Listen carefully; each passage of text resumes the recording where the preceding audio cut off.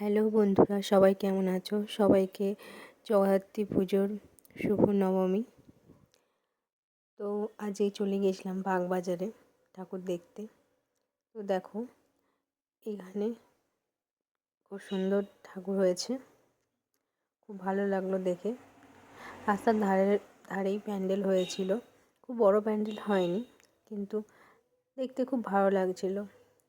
চারিদিকে প্রচণ্ড ভিড় ছিল দেখো।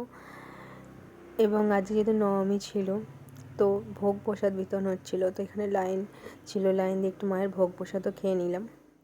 তো তারপরে দেখো, এই যেখানে নবমী পূজা চলছে।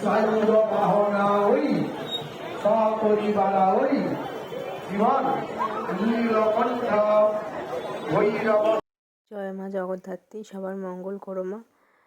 দেখো, এখানে মায়েশার আজকে নবমী কুমারী পুজো হচ্ছিল, ভালো লাগছিল।